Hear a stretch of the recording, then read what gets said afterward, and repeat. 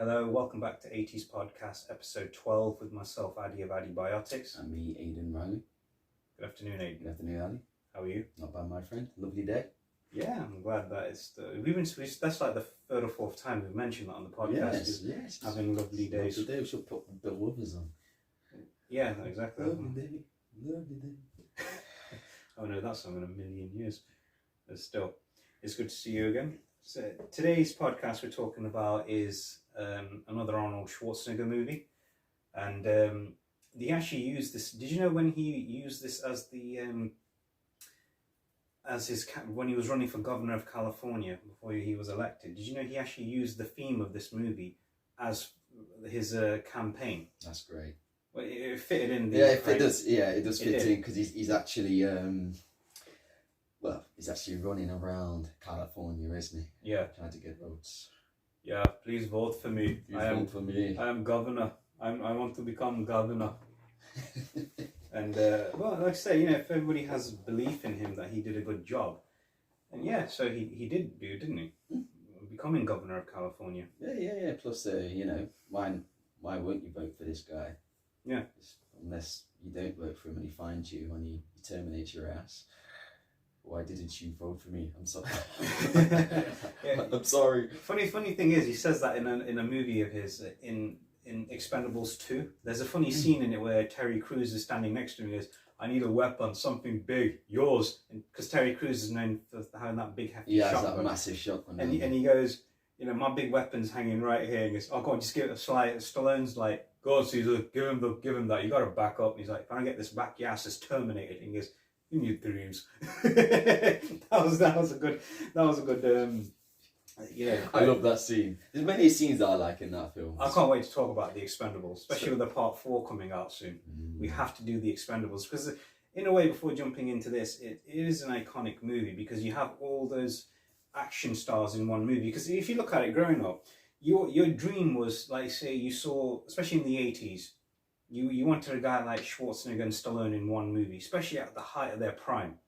Yes. And then have Bruce Willis thrown in the mix. Then you had guys like Chuck Norris. You had guys Van Damme, Dolph Lundgren. You had Jackie Chan, Jet Li, and you seeing them all together in the movie with recent action stars such as Jason Statham and Randy Couture and Terry Crews, and you had guys like even these B-movie action stars who turned up in part 1. Gary Daniels, who's a world kickboxing champion, and he's been in the movie business for many years. I've seen quite a lot of his films, and there was just so much good stuff. And we have to review his as well. Because obviously I like to pay tribute to him, and he's a very phenomenal martial artist. I think he's in his 50s now, but he's still. If you follow him on Instagram, the guy's Man still got it. He's still got it. Whatever that is, he's still that got guy it. trains on iron. He trains on iron. Seriously, give the guy a follow, Aiden, and you'll see where I'm coming from. Got a YouTube channel. I'm not sure. Yeah, I think he does have a YouTube channel. I'll follow him on YouTube. All right, cool. So the movie we're talking about today is about a police officer who gets framed for something he doesn't do, for a crime he didn't commit, and his only way of survival is on a sadistic game show called The Running Man. Okay, I just gave the movie name away, but all right, fair enough. But that moment was coming up anyway. And so this movie it's like modern day gladiators. It's like people fight for their freedom. And there's these gladiators who are called Stalkers who have to go out and hunt these guys down and kill them before they can reach the end. But also, what's really interesting is what happens to, quote, these winners, unquote, once they've won the game, which you find out later in it as well. Yeah, and the movie was made in 1987. It was actually directed by Paul Michael Glazer, who was famous for playing Starsky in the TV series Starsky and Hutch.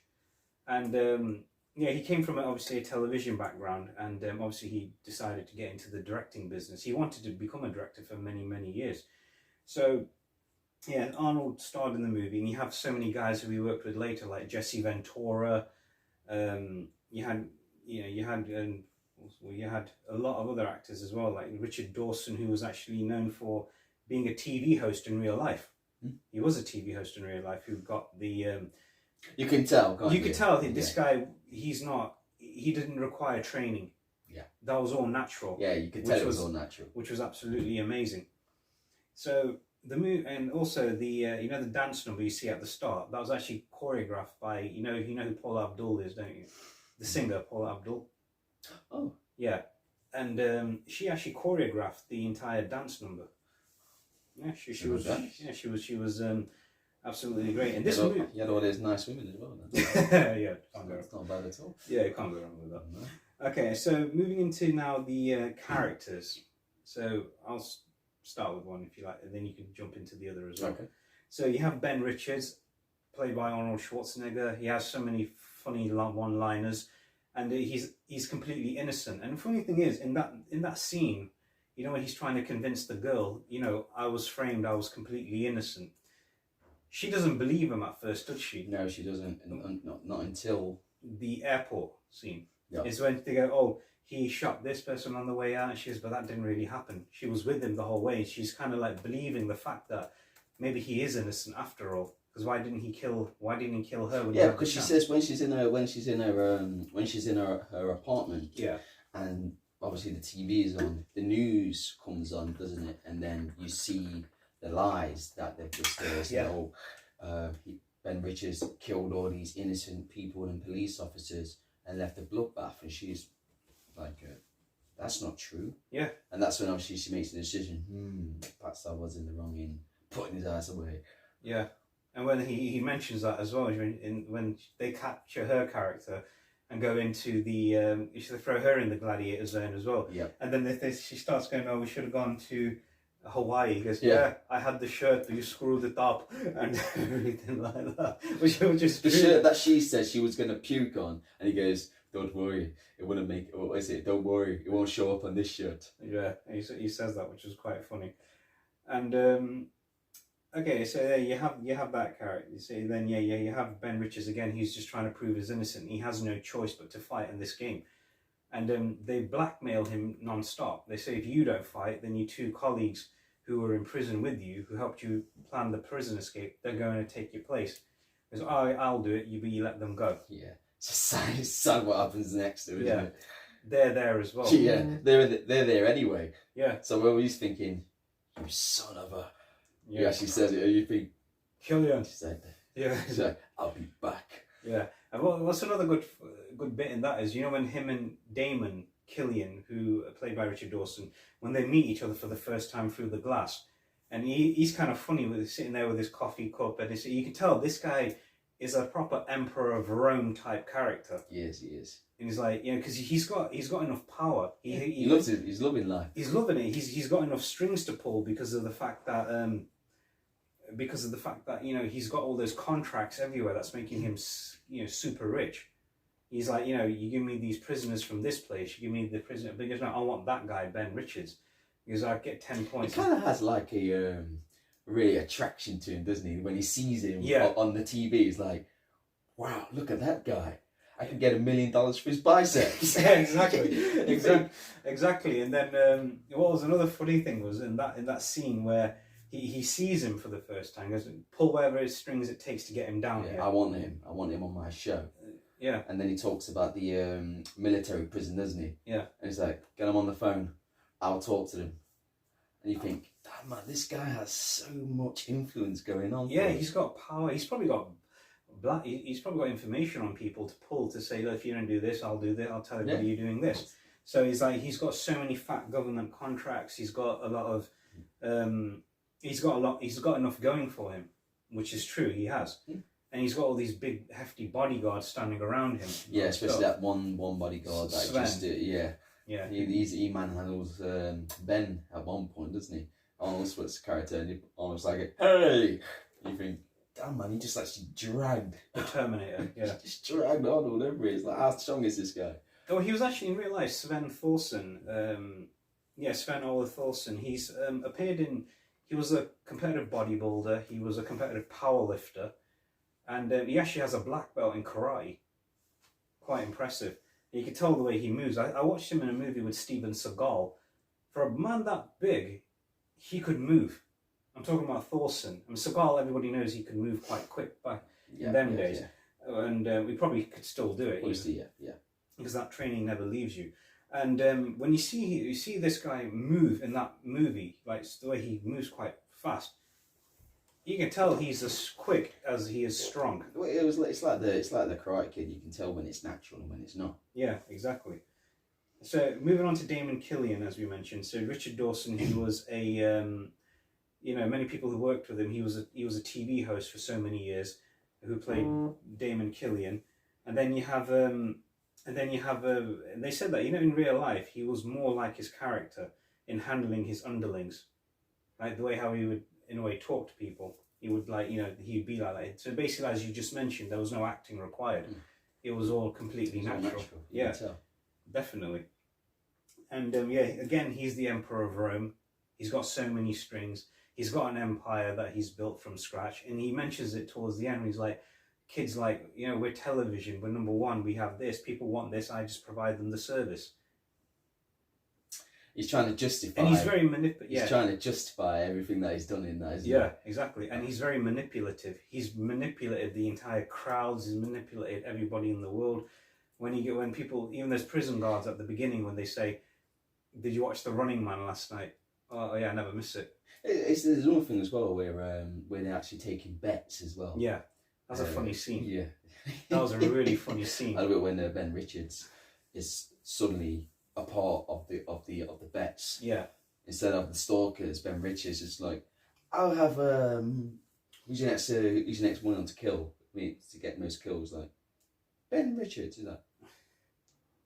Like, you need a stalker. It's like, I can choose anyone I want.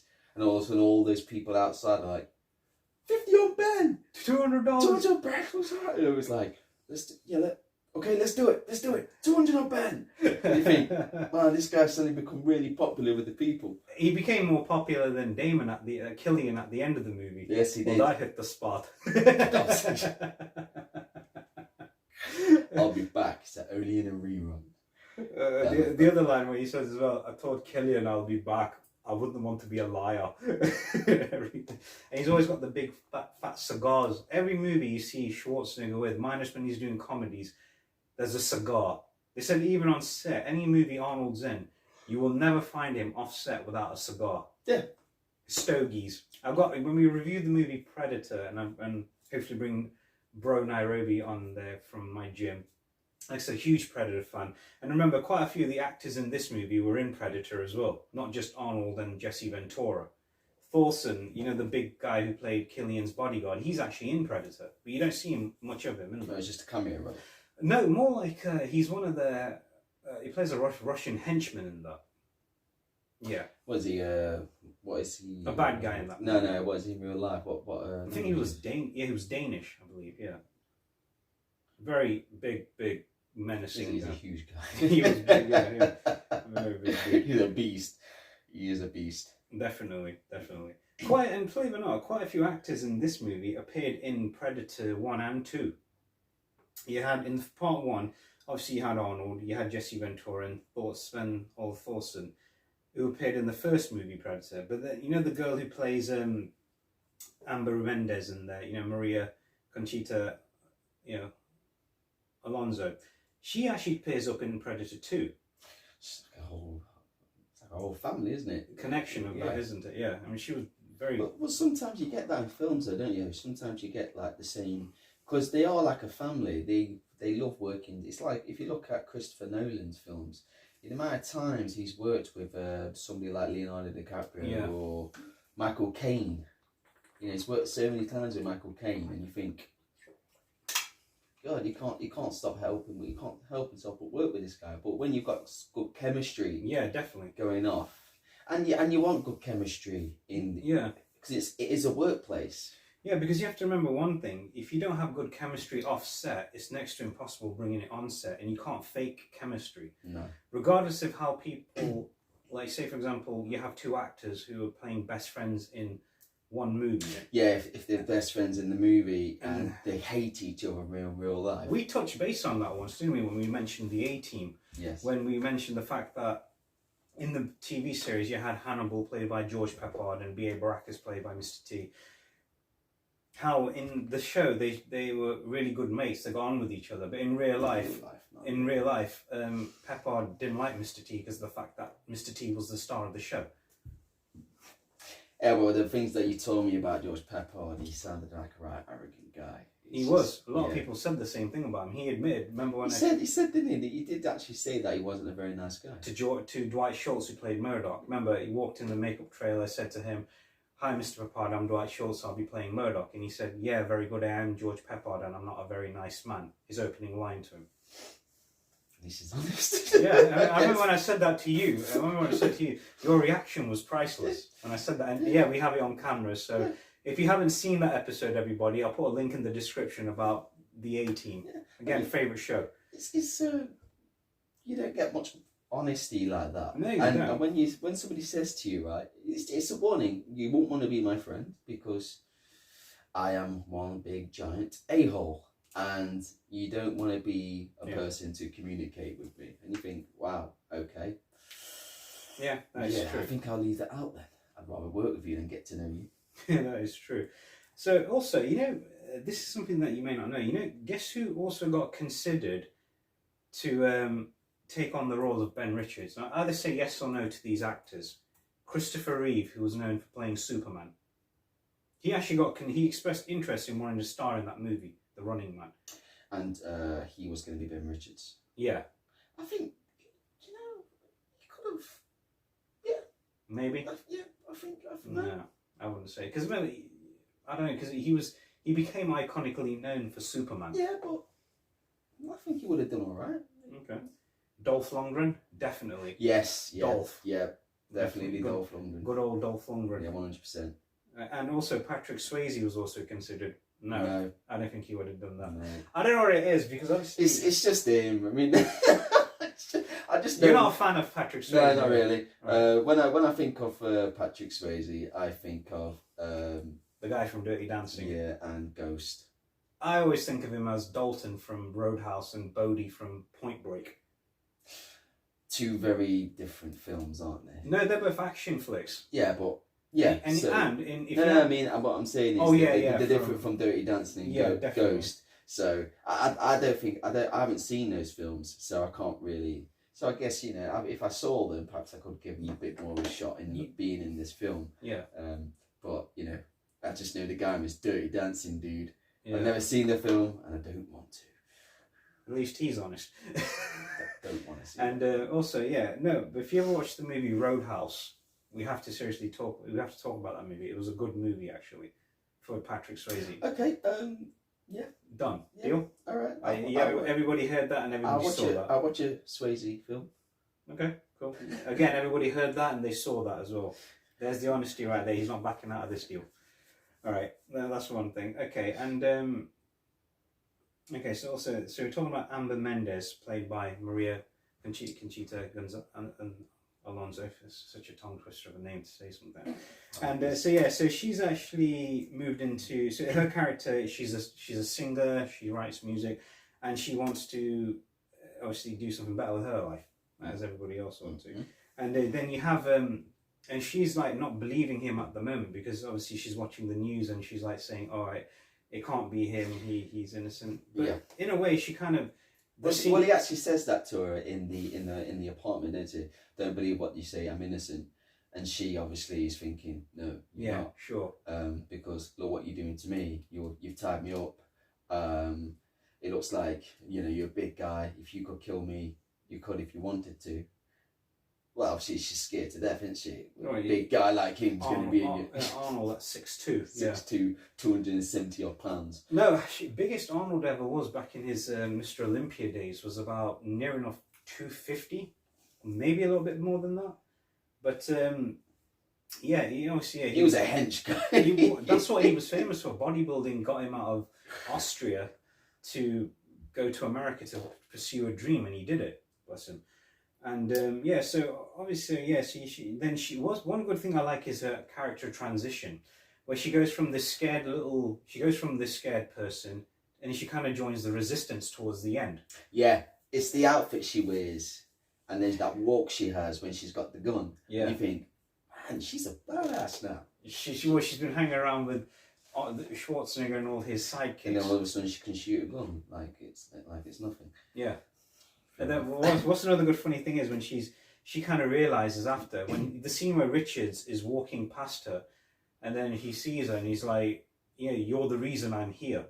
I wasn't going to hurt you. I just wanted to get out of the country and run off." She feels bad. You can tell. You can tell right she there. Wants to make things right. And then she goes, "All right, I need to find out. Maybe he is telling the truth." Yeah. Because if he could have killed her there and then, but he chose not to. Exactly. And then when she sneaks into the office, finds the actual raw footage of what actually happened, and then she hides it. And then, okay, now you're going to pay the price. You're going to go join your, quote, boyfriend, unquote, on set. And they're all making lies about her as well. Oh, no, he was her lover. He was dead. Like, that's not true. And he's like, we don't lie on this show. And then he proves that, yeah, that was funny at the end towards that movie where he does, but they proved the fact that, yeah, he is lying. He has been lying to her. That was hilarious, the editing that she did on that, in that tape. Yeah, definitely. But short time. Short time. He went, hell yeah. Arnold's about to kick ass and take charge again. Love the ending. The ending part is amazing. Even that song was absolutely amazing by John Parr called Restless Heart. That was a good... It sounded like a Rocky film. Yeah, Rocky type of theme, innit? Because remember, we cannot forget Rocky. We cannot forget if Rocky. If we don't do Rocky, that's it, I'm out. I'm sorry. I'm out. Alright, so am I, so we both have to make sure that we do. There's no other people that can do this show. Go for it. Okay, go for it. What we do? The opening sequence from Rocky 4, the gloves clash with each other. Deal's been made. Alright, so you have her, and then, like I said, I like her transition, and when she goes, and she's helping out with the resistance non-stop. She's helping out even with that other character, Weiss, the other guy with the glasses on. Yeah. The smart one. The nerdy dude. That knows all about the uplinks, and that's when Ben's like, uplink, I love it. Uplinks on the ground. If I hear uplink in your ass, and you will be on the ground. and then he stands there, doesn't he? And then those two disappear behind him to go for the uplink, and he's like, oh, Jesus Christ. And he turns around and just goes back to his feet. Yeah, he's going to kick their asses in a minute. Yeah, definitely. But I like the end that she, joins the team. She wants to make amends for what she's done. She's like, okay, he was innocent. Because if you look at another scene where that other big stalker called Dynamo, the one who sings like the opera singer. Yeah. Funny character, I don't care what he said. Funny yet silly, I would say. He was a bit of a silly character. I mean, the movie had a lot of cheese in it. It was cheese on toast, wasn't it? It was a massive pile of cheese. But you know what, right? I watched this last night, and as it says in the description of our podcast, I love watching a film before the actual day we're filming. Yeah. And because it's fresh in the mind, I was just, man, the film, it's obviously the story. Like every action film, it's not about the story, it's about the action. Yeah, so, especially... Yeah. I'm a man of story. I love story, and I love story more than action. But when it comes, I just take it how it is. Yeah. It's an action film, and I love the action in it, and I love the cheese. The cheese is great. It makes you smile, makes you laugh. It's true. You think to yourself, not in a million years will you ever say something like that when you are having a fight or a gunfight with anybody. You will never have time to go, can I give you a lift? Yeah, it's true, and he says that, and he just grabbed the guys, give you a lift. Give me a lift. And he's like, oh, it's like, you would never say that, but it was funny. True. I mean, like, to be honest with you, like, that's one little bit of a prison movie for Arnold. You had Stallone do a really good prison movie back in the 80s called Lock Up. Again, he's not the tough guy in that. He plays a serious acting role. Versatility, though, by Sylvester, isn't it? Between the two of them, Sly was always the better actor. Yeah, he had more of a natural... He had more of a natural look. Yeah, definitely. So if I'm gonna ever, make a bit of a league out of the two, who will come first and who will come second, overall, I would actually have to say Mr. Sly. Definitely. Stallone as the better actor. Better actor, good writer, great director. He's an all-rounder, isn't he? He is, yeah. That's the thing about him. But Arnold, you know, he's bigger and badder. Yeah, and he smokes big cigars and everything. So does Stallone, actually. Yeah. Yes, he does. I mean, it's like they're both. They love their cigars. Okay, so now talking about the sidekicks with Richard's sidekicks, you had Harold Weiss and you had William Laughlin, who played. They were great characters because I like the fact that Laughlin was just as tough as Richard. He was a big guy. He was. When he was standing next to Arnold, when he was standing next to Arnold's character in the beginning, because in the beginning they're planning on escaping, and then the way they escape is they start a fight, don't they? They start like a brawl. Yeah, they do. Like a rumble, and then but when you see them both standing together, you think, man, how big is this guy? He was as big as Arnold. 2 inches or 3 inches bigger than him, which is huge. He was, yeah. And then, because obviously, he was Yapit Kotto, that was his name. I think that's how you pronounce the name. I think that, Yapit Kotto. Yeah, and then you had Marvin McIntyre, who played Harold Weiss. Obviously, you had to have the skinny one out of the two of them. And then you had, well, I wouldn't say skinny one, you have the one who's like, knows he couldn't put up much of a fight. The one that you know would get his ass kicked if he had a... if he had a fight with somebody. Yeah, because if you look at that scene where all three of them get shot through that sort of ride car through the tunnel and get out into the arena, Laughlin and Richards just get up like it was nothing. Whereas Wise, he's like, help me. It's taken him a bit of time to get through all that, isn't it? Because obviously he's not. He's the brains. Them two are the brawn. Yes, yeah. I don't. If that was me, I don't think I'll ever get up. I'll be just sitting like this. I'll be like, help. I'll be like, Riley, let's go. Yeah, you'll be the Arnold, I'll be the Weiss. You heard that, everybody. Seriously, I would. And what would Tal be? Tal probably Laughlin as well. No, I think Tal would probably be Weiss. Yeah, you'll be the only Arnold there. Yes. You'll have us both on your shoulders like this. Let's go. Follow me. Well, you have no choice. You have no choice. Come with me if you want to live.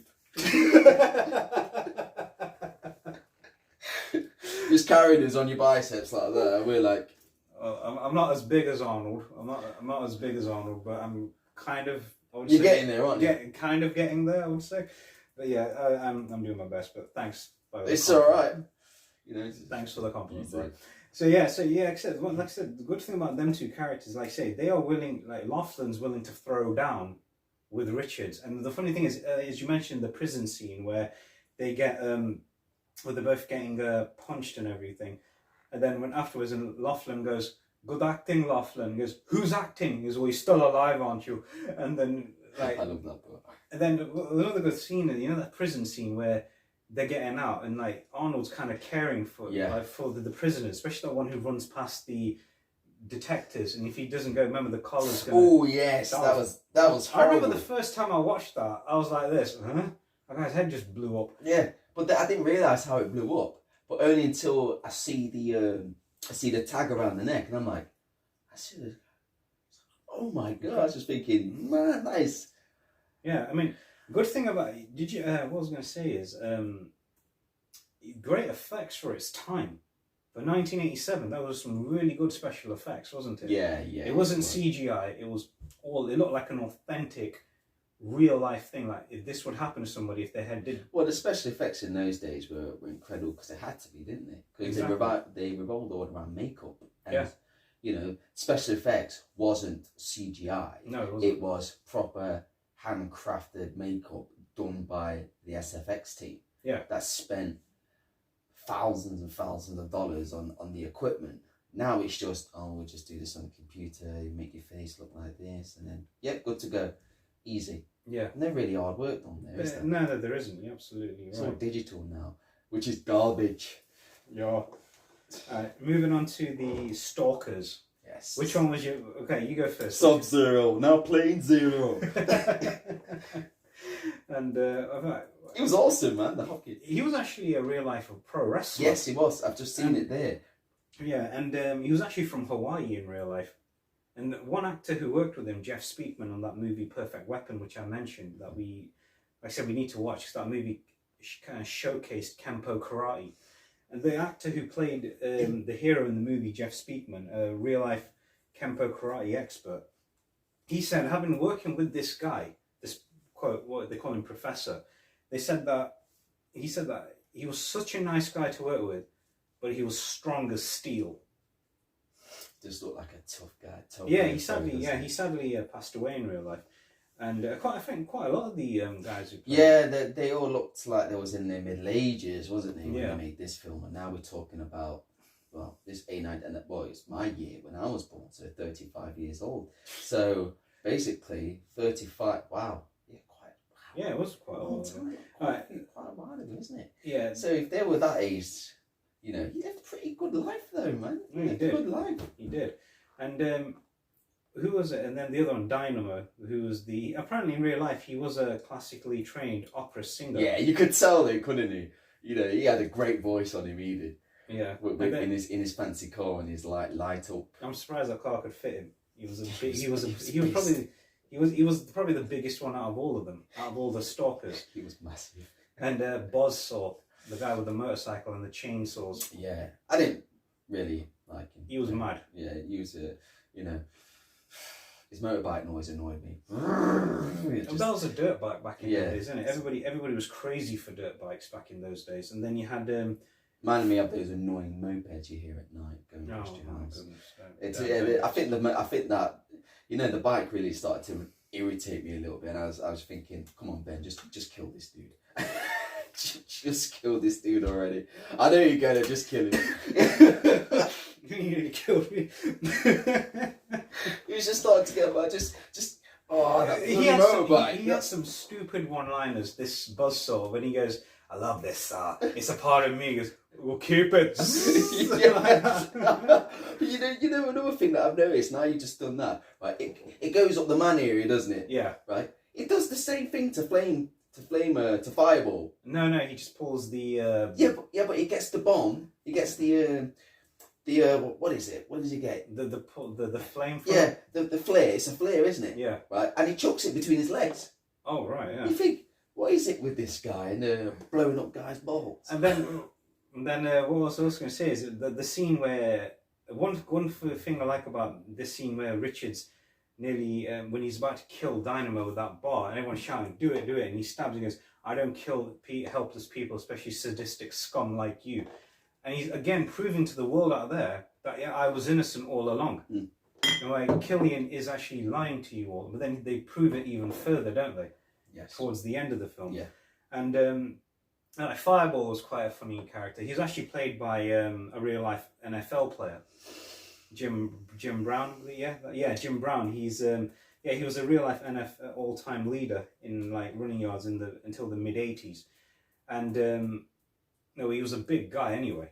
He was a huge guy. He was a bit. Actually, they were all pretty big dudes. But I think he was actually kind of like, I think probably the smartest one out of all of them. Him and Sub-Zero definitely who had a bit of strategy. I love Fireball though. I love Fireball because he kept showing up. They ran away and he just kept showing up. Yeah. He's like, how do you know they was there?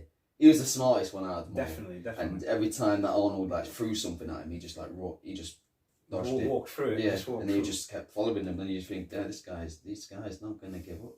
This guy's going to... I've got one for you. Go for it. You know the footage of the attacking helicopters? Yeah. It's from King Kong. Don't mess about. 1976 King Kong. Then again, if you look at it, that movie kind of transitions King Kong in a way, innit? You've got these big guys in this big arena, and they're going to cause a lot of havoc. It's kind of like, it does kind of a cross between, like, if you look at that fight between Buzzsaw and Richards, it is kind of like King Kong versus Godzilla to a certain extent. Yes, two beasts going at it. Definitely. And then, and also, did you know in real life, in the movie, Arnold Schwarzenegger hates Richard Dawson, but in real life, they were really lifelong friends. I think Dawson helped him out a lot when when obviously Arnold started getting into acting. A lot of actors helped Arnold with his acting when he first started, especially on the movie Conan the Barbarian. Yeah, he needed help in that. James Earl Jones and Max von Sydow, who played his, I think they played his arch nemesis in the movie. They helped him with his acting, and in return, he taught them how to get in shape. Like he'd take them to the gym, lift weights with them, taught him cardiovascular. Even for that movie, Arnold had to tone down his physique big time because he couldn't wield a sword He said his arms were too massive, his pecs were too massive, and they said, "You're too massive. You need to tone down." No, seriously, they had to. That's incredible, though, isn't it? Because when does that ever happen? You know, that happens very rare occasions. You are too big for the role. This is Conan the Barbarian we're talking about. He was a beast. He was a hench. Yeah, he was definitely. But that's actually saying that you need to slim down a bit because this guy wasn't that big. Damn man, how big was Arnold faced it? When he competed in body, if you looked at his physique when he was Mr. Olympia, especially in the movie Pumping Iron, he was bigger than life. No exaggeration, he was bigger than life. And obviously, when he left the movie business, when he left that to go to the movie business, because you have to remember he's in two shapes: competition shape. Everything has to be perfectly proportioned. So much symmetry, so much muscle separation. And when he's playing a character, for example, a special forces soldier, yeah, he has to be a little bit slimmer. He has to be a bit more leaner. More agile. Yeah, just like, for example, in the movie Predator, he had to look a lot leaner in that movie.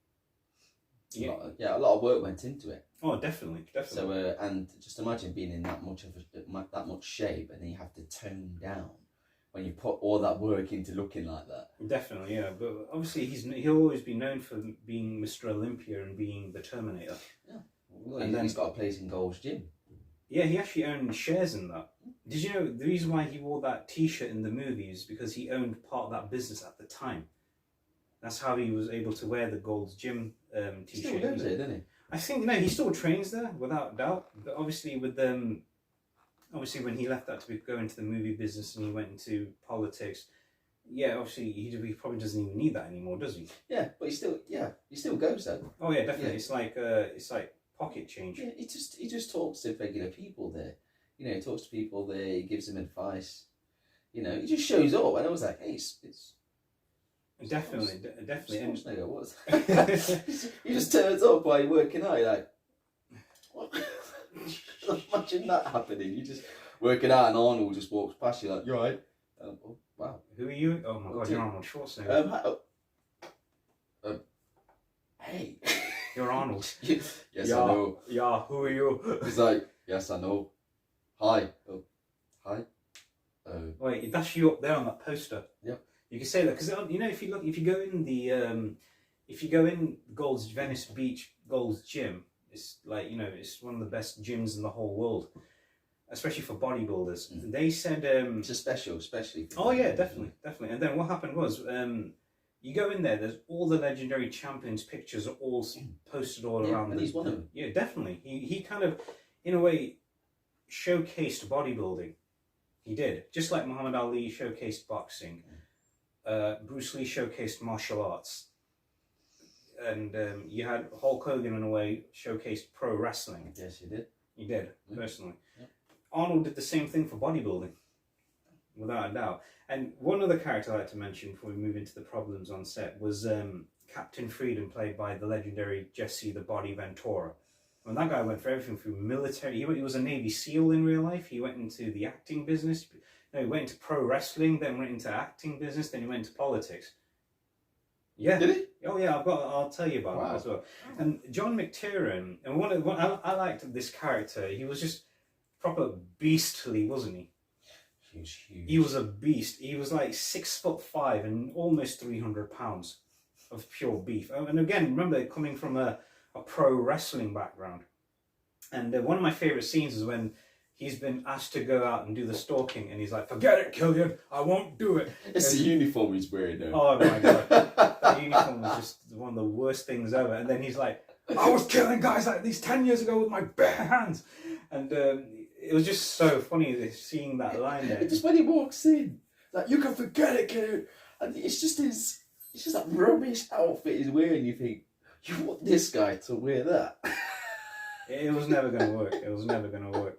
I felt really bad for the guy though. I was just like, man, he gets no respect from. He doesn't. Even Killian's always cutting him off talking, isn't he?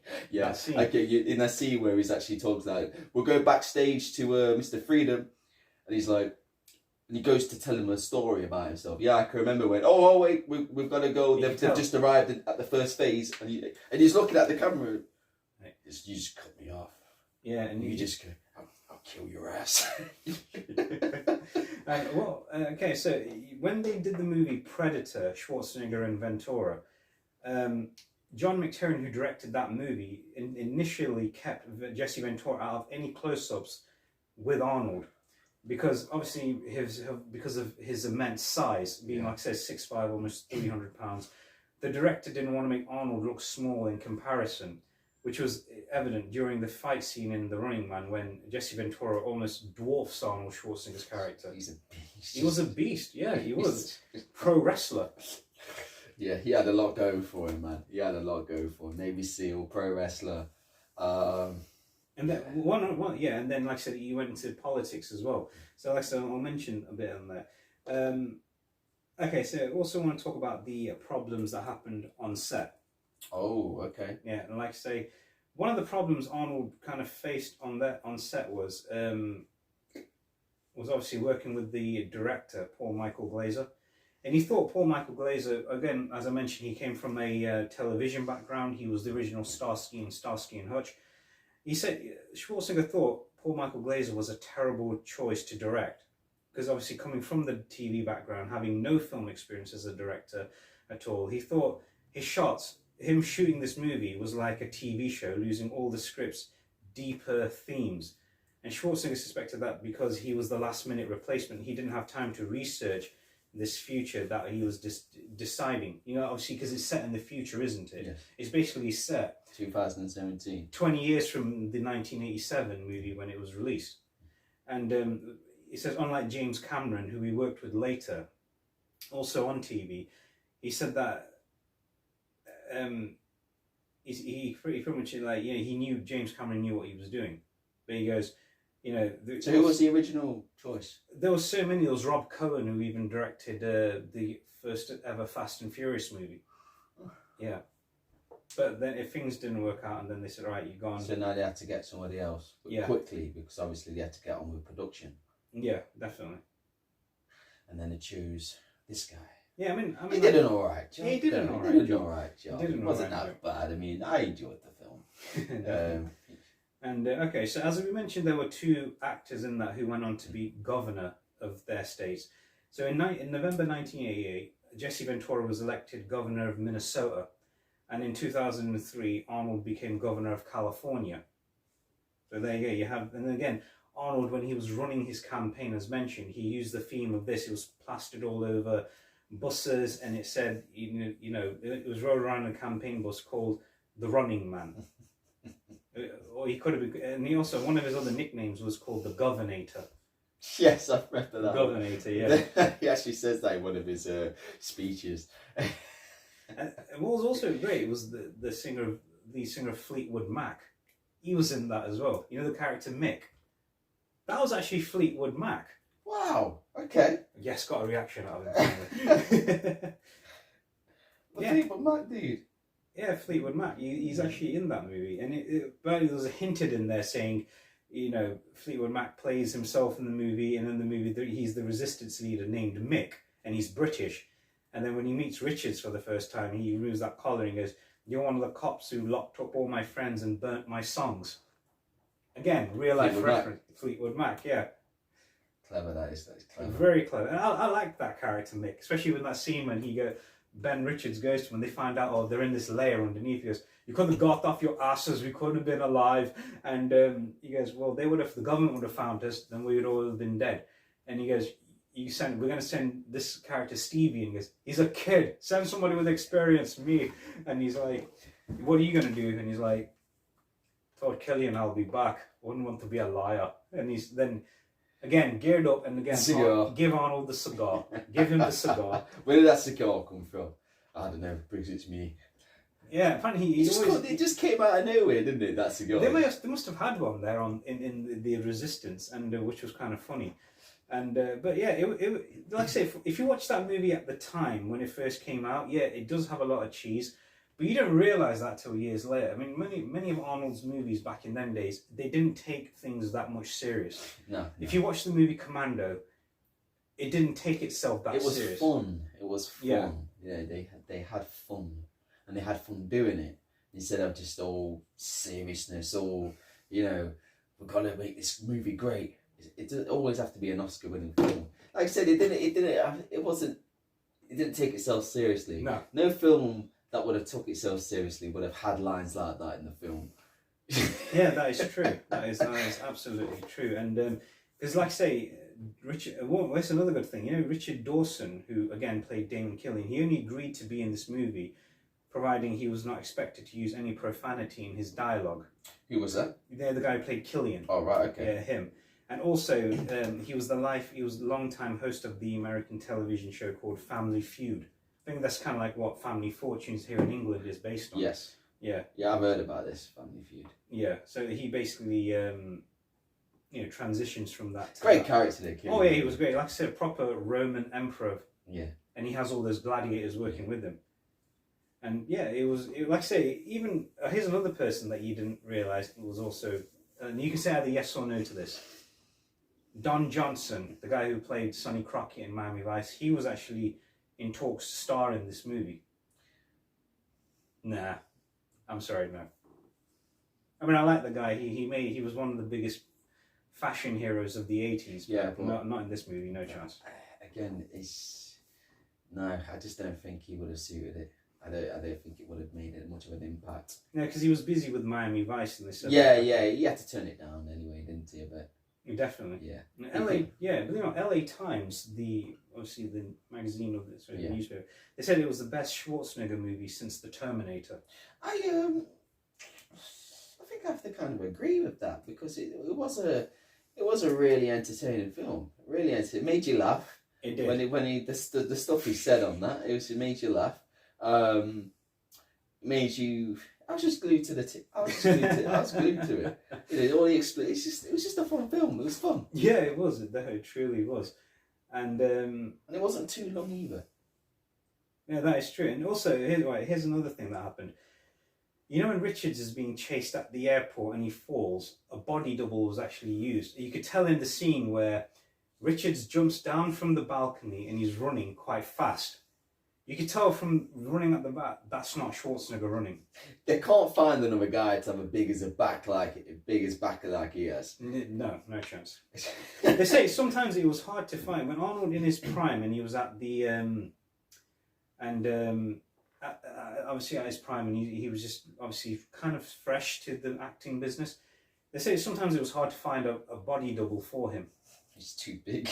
Yeah, because if you look at it this way, compare a guy like Arnold to someone like Bruce Willis.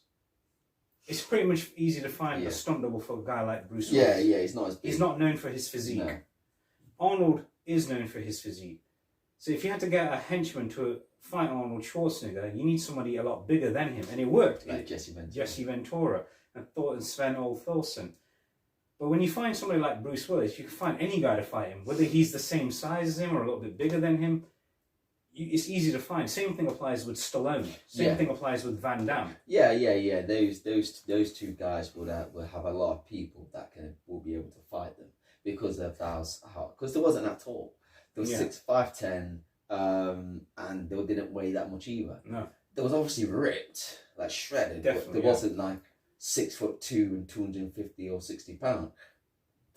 Yeah, exactly. I mean, it's like the same thing applies. I think even with Dolph Lundgren. He's too big. He's 6'5". Yeah, he's you can't, if you can't find anybody for Arnold, you're not going to find anyone for him. No chance. He's bigger than Arnold. Well, in height wise, but obviously not physique wise, because he was known for being a karate champion. Yeah. So I can't wait till we talk about a Dolph Lundgren movie. Yeah, it's coming. We will. And if not, remember, Aiden, I must break you. Yeah. Do you know what the body count was for this film? Go for it. 41. Cool. And oh wow, 41. 41. Okay. We was talking about when it comes to Stallone and Schwarzenegger films. Yeah. Also, who's got the more body count? Yeah. And in this one, Schwarzenegger has 41. But are they mainly by him though? That's another question. Probably, maybe not. So I can't remember. I can't recall that many. Him killing that many people in the film, because he didn't really kill that many in the film. Yeah, definitely. He killed a few stalkers, but he didn't really kill anybody else. So it would only been a few because he tried his best not to kill people. Yeah, 14 by Richards and 2 by Amber as well. And there's an unidentified number of people killed in that massacre scene that you see. Yeah. There's a lot of people there. So when they talk about the body count between Stallone and Schwarzenegger, do they go who killed the most themselves or an overall film? I think it's who killed them, the character itself. Like, oh, right. How many did John Rambo kill against John Matrix? Yeah. Obviously, his character in Commando. How many did, Dutch from Predator kill compared to Stallone's other character, Frank Leone, in the movie Lock Up? It's you need to watch that. That's a really good movie of Stallone's, Lock Up, where he's in prison. Yeah, we'll review it. Definitely. 80s? Oh yeah, definitely 80s movie. And okay, so now we're going to move into the favourite scenes and quotes. Go first. This is going to be best. This you're definitely going to steal the show with this one. Right, okay. So favourite quote is Killian, I'll be back. Only in a rerun. That's a good one. I love that. That made me laugh, man. That really did make me laugh. Okay. You had to be a Terminator for a moment in that film. Had to be. That's his all. He says that in a lot of his other movies as well. He has to. It's become his all-time favourite catchphrase, especially with the accent. He just sells it. And okay, that's one. And and your favourite scene? My favourite scene. Oh, there's a lot. I love the ending. Yeah. The ending's great, especially when he's talking to Killian, and he slams him in the chair. Definitely. That part. I don't do a request. Yes. But obviously he's expecting his bodyguard Sven to actually do something. Yeah, definitely. And you think this will be a great fight, but then Sven just goes something about steroids. I forgot my steroids. And I have to go score some steroids. Yeah, and he just nods at him. He's like, he looks at Arnold, and Arnold goes, and then he nods at him back, and he walks off. You're like, what? I actually wanted that when I watched that for the first time. I wanted that to be a fight. I wanted it to be a fight. The first time I saw that, I was like, "Oh, this is going to be a good fist fight between these beastly behemoths." They were, and like they're really best mates in real life. And they worked on so many movies, and they're always smoking cigars on the side. Yeah, that was my favourite scene. I mean, there is a lot of scenes that I loved. Right, the stalker scenes where they're fighting the stalkers. But I loved that scene because I hated Killian. You wanted to hate him. He's one of those characters where you wanted I loved to hate him. I loved hating him. But you couldn't hate him. Yeah. He was too smart to be hated. But that's what makes the best characters. The characters that you love to hate. Yeah. And I loved hating him. Except, it's like, I can't wait for Ben to get his hands on this guy. Definitely. And when he slams him in that chair and makes him, and then you see the chair go down the tunnel, and then at the end he slams into that fence. Yeah. And it blows up. I'm like, yes! Finally did it. Oh! Then everyone's jumped on Richard's side. Like, even when that little old lady has jumped on, he goes, he'll make... I love that moment. That was another favourite scene of mine. Yes. That's another favourite scene. Yes. It's like, who's your money on for the next kill? It's like, Ben Richards. It's like, no, it's got to be a stalker, dear. It's like, I can choose whoever I want. And then it goes outside to where those people are putting the bets on. And he's like, give me 50 on Ben. 200 on Richards. It's like, shall we do it? Okay, 200 on Richards. 200 on Richards. And it works. Yeah. Because he does do the next kill. The next one he kills is a fireball. Yeah. Another good line in that was, another good scene was the fact that one of my favourite scenes was definitely the prison scene where they're having that fist fight. Because anyway, Laughlin, again, as I mentioned earlier, he's as big as Ben Richards. He's as big as Arnold's character, and he's holding his own in that fist fight. Yes. And then when they're still having that bit of a funny banter. I think Richards and Laughlin have more banter than you would say Richards and Weiss. Yeah. Weiss is all serious. Yeah. But one thing I like about Weiss is how intelligent he is when he goes to the fact that when he says to Mick, when Mick goes, he was the cop who killed all those people, and he goes, don't believe all that crap you see on TV. I remember he says that. That was a good line. Yeah, it was, because he says that I know the guy. Yeah. And I know he won't do that. Yeah, because he probably saved his life in prison so many times. Multiple times. You can tell those two were really close. So you can tell that he actually, because when Lachlan says to him, he's no, you know, they were very close in prison, and then obviously when Lachlan dies, yeah, and then you just hear the music kicking. Yeah. And he goes, Yeah. he saved my life in prison. That's when obviously Ben Richards turns to her and goes, he saved my life. Here, yeah. And then you think, man, he's gonna kill him now. He's gonna. His You blood. can see the fury in his face. In that scene where when Killian talks to him on camera, he goes, "We're not on set. This is that part's great." And he goes, "Great. That was pretty good." Arnold probably did. That's all one that of my favorite scenes. Yeah, he did all that one dialogue in one breath, and he goes, "How about you work for us and become a stalker? We can make millions of dollars. I'll make you a big star." And he goes, he pulls the camera off. Because if you look at it this way, if it's a regular guy, he's just going to throw a brick at the camera and smash it. But not him. But not Arnold Schwarzenegger. He has to pull the whole thing off. They did the same thing in the movie Commando. Where he rips the chair out the car? No. There was another scene in Commando. He actually does this in Running Man as well, where he pulls the bench out of the ground. Again, it's Arnold Schwarzenegger. He has to go over the top. He can do that. He's allowed to do that. I'm going to say, please. He's like, please. And she's like, why didn't you just say so? And then, that's one thing. And then you have another. Then, like I said, going back to Commando, where is that scene where that other henchman's in the phone booth. Arnold's not going to pull the telephone wire out. He's going to pull the whole thing over. And then throw it over. He's in the mall, isn't he? Yeah. He's in the mall because he sees him phoning up. There's no cell phones back there. He sees him phoning for assistance. No, the bad guys. Yeah. Matrix is here. And he's like that. He goes, and he looks at him. He goes, guys, I need help. And then suddenly Matrix is. And you think, oh no, this is wrong. This is bad. Yeah. And then you just see him pick it up. You're like, yeah, he's gone. And he throws him over the barrier. He's like, oh my god. It was very over the top. And then what was another good funny scene? Don't you say sorry to him? No. You don't say sorry to. He says sorry to Matrix. Matrix, I'm sorry. No, he doesn't. No, he basically just craps himself, doesn't he? He goes, yeah. Well, if you look at that guy, he's half of Arnold's size. Yeah. How intimidating can he be towards Arnold? I'll be sorry. I'll be like, I'm sorry. Favorite lines and everything. Sub-Zero. Sub-Zero, no, Plane Zero. That's my favorite quote. Hey light bulb, hey Christmas tree. That was another good funny line as well. Yes. And okay, so on a scale of 1 to 10, what would you score it? 7. It's got to be 7. I say between 6.5 and 7. Yeah, it doesn't deserve anything less than 6.5. They, for a guy this was his directorial debut in film. I mean, he did a really, really good job. But just imagine if he had a bit more time. Yeah. To actually kill by making this film, I think he would have done a lot better. But for what he did for his first film, it was great. Yeah, because if you look, I think in a way you're right, but because if you look at him.